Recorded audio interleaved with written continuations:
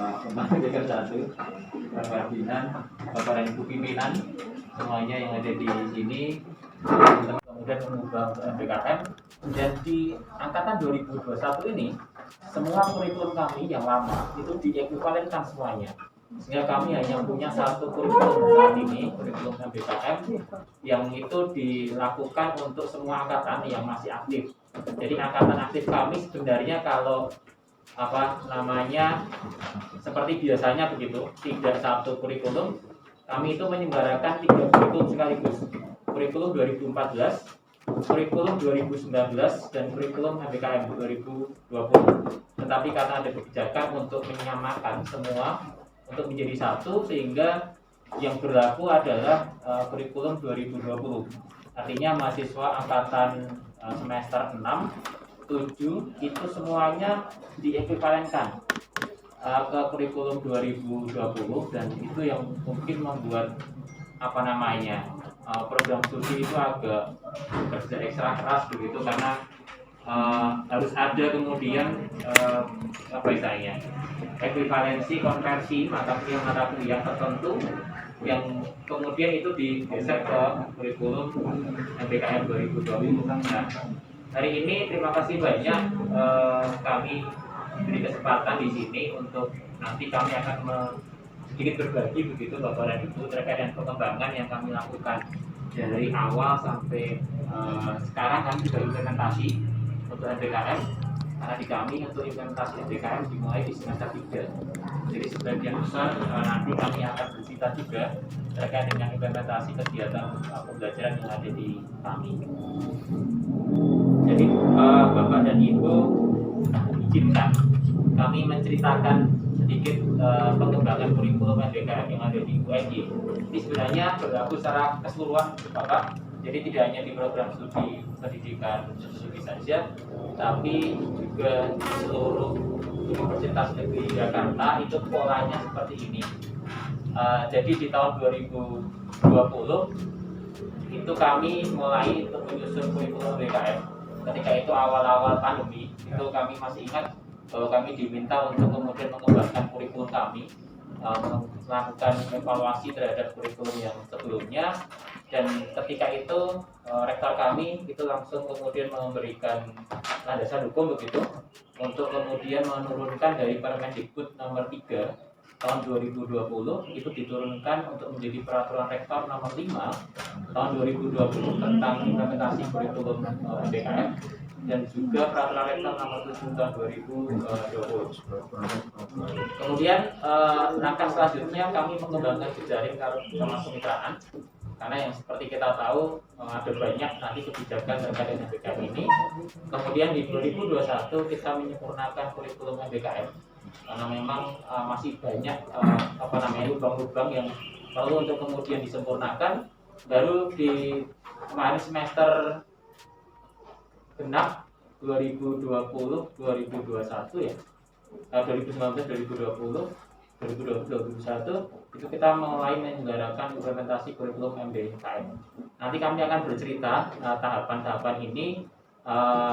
Nanti juga kami mohon bisa diskusi begitu, karena di beberapa hal kurikulum kami juga masih banyak yang perlu untuk kemudian diperbaiki, sehingga mungkin nanti sharing dari Bapak dan Ibu yang ada di sini pun bisa untuk mengembangkan kita bersama-sama untuk kemudian berkembang, karena memang kurikulum MBKM ini menjadi kebijakannya Mas Menteri yang sepertinya dipush sangat luar biasa dengan berbagai macam kegiatan yang kadang-kadang mungkin membuat prodi itu pening, karena mahasiswanya banyak yang ikut program-program yang ada di Jakarta begitu, di pusat, sedangkan prodi mau tidak mau harus 20 SKS lah atau berapa SKS yang harus kemudian dikonversikan ke program studi. Dan beberapa hal kita perlu untuk kemudian sharing bagaimana kemudian berstrategi untuk melakukan ini, karena kita pun juga ada tuntutan juga Bapak dan Ibu dari akreditasi bukan PT, belum lagi akreditasi internasional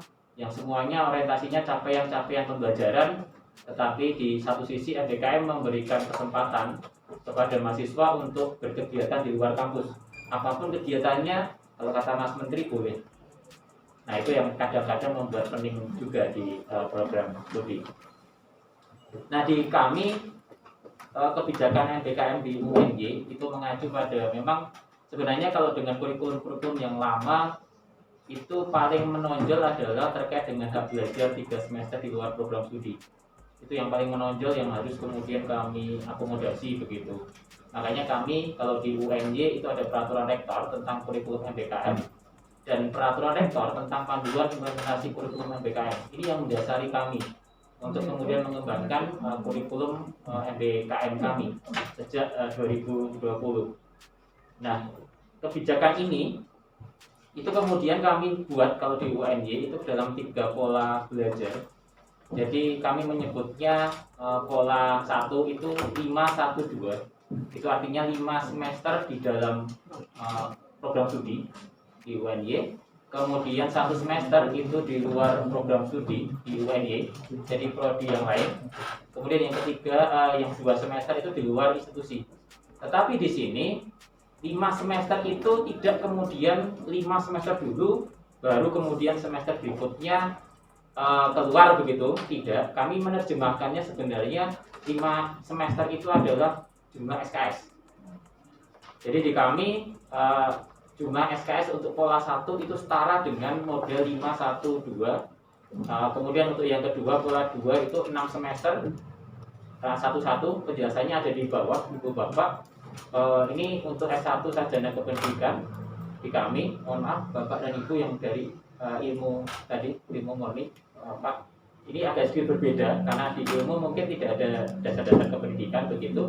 Tapi ini yang kami contohkan yang dari S1 sarjana kependidikan. Untuk pola 1 itu artinya mata kuliah program studi itu berkisar antara 82 sampai 84 SKS total. Itu mata kuliah yang ada di prodi.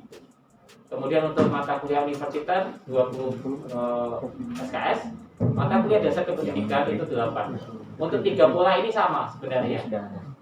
Yang membedakan kemudian adalah mata kuliah di program studi lain di UNY itu untuk pola 1 8 sampai 12 SKS, pola 2 itu 18 sampai 20 SKS, dengan pola 3 kenapa 602 mahasiswa itu tidak mengambil mata kuliah di program studi lain di UNY. Kemudian yang mata kuliah di luar UNY itu berkisar 28 sampai 32, kemudian pola 2 18 sampai 20, pola 3 36 sampai 40 SKS. Sehingga total memang kalau mahasiswa itu ngambil pola 1 mereka bisa sampai maksimal 156, minimal 146, maksimal 156. Untuk pola 2 152, pola 3 152 juga. Jadi memang sedikit berbeda-beda. Yang membedakan mereka mau ngambil nggak ke program studi yang lain atau ke luar universitas. Itu yang kemudian membedakan yang ada di kami. Kemudian ini pola kami menyusun kurikulum Bapak dan Ibu.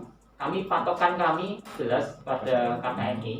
Selain SNDT, kami juga mengacu pada KKNI karena sampai hari ini KKNI masih berlaku. Kemudian visi misi perguruan tinggi. Kemudian kita juga melaksanakan evaluasi kurikulum dan yang paling penting transfer study.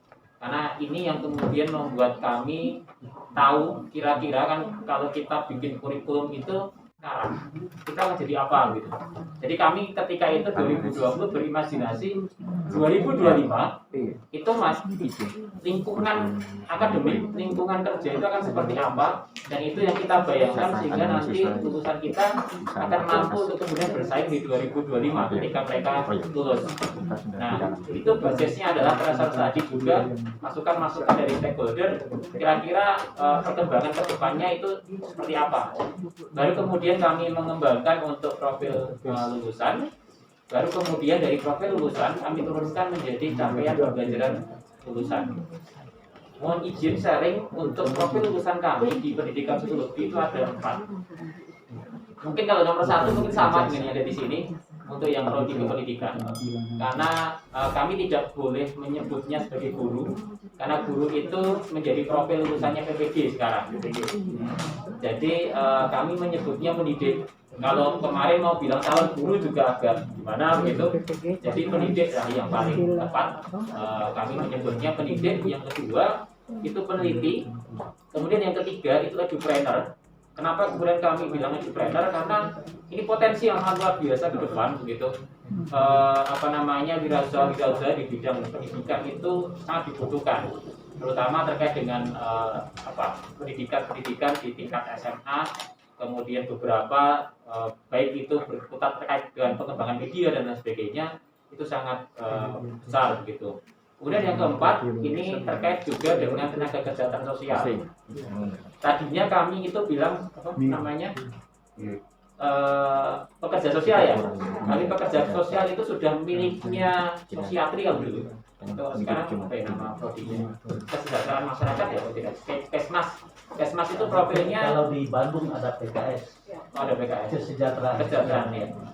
Pekerja itu ya, Pak. Nah itu kenapa kemudian kami udah gitu maknya mereka, dan kenapa kemudian kami ubah juga profil tulisannya, kan ada masukan dari teman-teman dari dinas sosial. Karena biasanya lowongan-lowongan itu sudah langsung ke pekerja sosial gitu. Makanya kami ke tenaga kesehatan sosial itu yang nanti bekerja di lembaga-lembaga termasuk di dinas-dinas sosial. Itu juga kebutuhan ke depan sangat luar biasa, apalagi sekarang dinas sosial juga fokusnya sangat luar biasa juga, sehingga kami memberikan bekal ke peserta didik kami nantinya ke arahnya ke sana. Nah dari profil lulusan ini kami turunkan capaian kompetensi lulusan sesuai dengan SNDikti. TP kita kan ada 4 ya, ada komponen sikap, kemudian pengetahuan, kemudian keterampilan umum dan keterampilan khusus. Nah untuk sikap dan keterampilan umum itu sudah dari sononya begitu, boleh menambah tapi tidak boleh dikurangi. Jadi kami tidak otak-atik begitu banyak.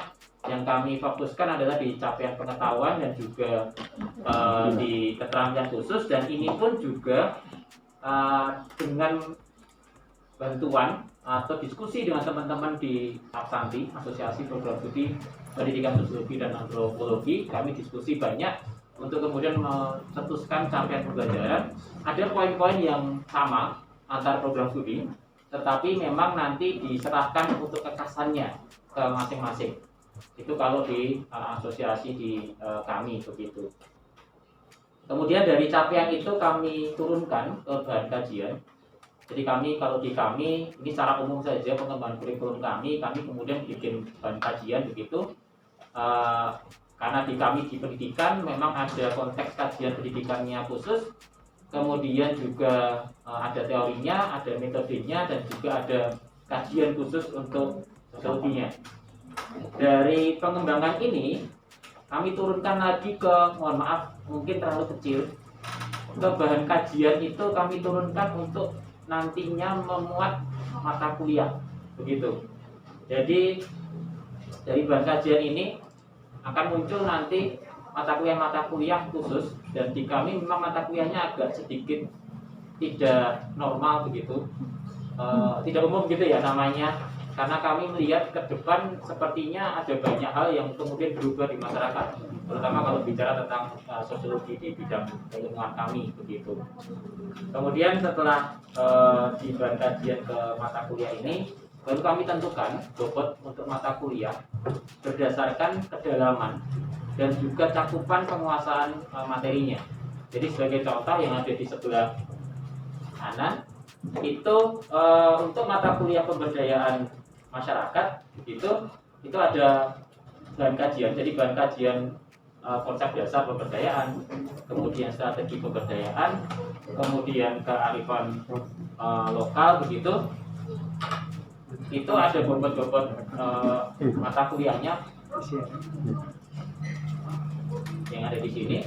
Nah, ini kemudian kami totalkan ke 46, dan kemudian kami bagi karena normal kan 16 kali pertemuan, per tiap satu SKS sekitar 170 menit ya. 50 menit tatap muka, 70 menit tugas mandiri, 60 menit tugas mandiri, 60 menit tugas terstruktur ya. Nah itu totalnya kami bagi dan akhirnya ketemu 2,875. Itu kami bulatkan ke atas menjadi 3 SKS, sehingga di kami mata kuliah kami itu sekarang besar-besar Ibu Bapak, yang agak sedikit mungkin menyenangkan buat dosennya karena SK-nya besar tapi mata kuliahnya sedikit begitu. Jadi supaya kemudian menjadi bisa lebih fokus. Sama juga yang ada di bawahnya ini begitu. Kemudian ini struktur kurikulum kami, ada mata kuliah utama, ada mata kuliah tambahan, kemudian di luar UND kami menyebutnya mata kuliah merdeka. Tapi ini istilah yang ada di kami saja. Kemudian ada mata kuliah internal di UNY. Ini sebagai contoh satu pola Ibu Bapak. Jadi di semester 1 dan semester 2 di kami itu wajib. Jadi sudah semacam jadi paket begitu. Kemudian semester 3 itu kami sudah mulai membolehkan mahasiswa kami untuk keluar prodi. Jadi silakan kalau mereka ingin magang, mereka ingin pertukaran pelajar dan lain sebagainya, kami sudah mengizinkan begitu dengan skema mata kuliah wajibnya ada sekian, yang di luar sekian. Apalagi dengan kondisi hari ini yang serba daring begitu, itu agak sedikit meringankan kami karena kan mahasiswa tidak harus luring. Kalau kemudian nanti mahasiswa itu memang harus luring, maka kami berinisiatif begitu berstrategi mereka luringnya di luar tapi daringnya ke dalam. Jadi mata kuliah yang ada di kami daringkan untuk khusus untuk mahasiswa yang ada di luar, yang keluar karena ini hubungannya dengan pihak luar begitu nggak mungkin juga daring misalnya, maka mereka silahkan luring tapi nanti untuk mata kuliahnya dengan kami itu daring begitu. Jadi kami mengembangkan model blended. Kemudian semester 4, 5, 6 sama, sehingga harapannya nanti tetap 8 semester atau 4 tahun itu mereka tetap bisa lulus tepat waktu. Jadi itu yang kami coba untuk kemudian dikembangkan. Kemudian yang berikutnya kami juga mencoba untuk kemudian menetapkan begitu sebaran mata kuliah berdasarkan pola dan profil lulusan, terutama untuk mata kuliah pilihan. Yang di atas yang putih ini,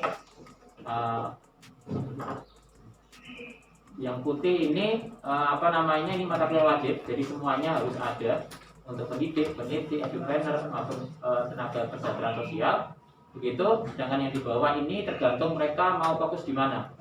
Jadi sejak awal mereka itu kalau memang mau fokus pada pendidikan silakan.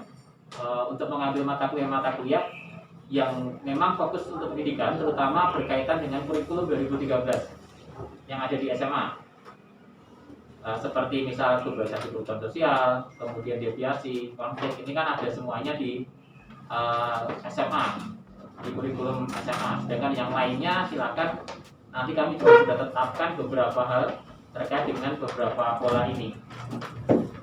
Kemudian yang berikutnya kami sama seperti yang lainnya mungkin mengembangkan 8 kegiatan pembelajaran di luar kampus. Mulai sebenarnya sekarang ada 9, tambah 1 lagi itu bela negara. Tapi kami memang belum sampai ke bela negara ini karena ada 1 lagi bela negara. Kami baru 8 ini. Yang pertama pertukaran pelajar, yang kedua magang, yang ketiga asistensi mengajar, yang keempat membangun desa, kelimanya proyek kemanusiaan, kemudian penelitian, studi independen dan wirausaha. Kami coba untuk kemudian membuka semuanya ke mahasiswa kami, baik itu yang berbasis pada di kami maupun nanti usulan dari mahasiswa dengan berbagai mekanisme yang kami sudah rancang begitu. Di kami ini skema kegiatan pembelajaran di luar kampus dalam struktur kurikulum. Jadi nanti untuk beberapa bentuknya seperti ini.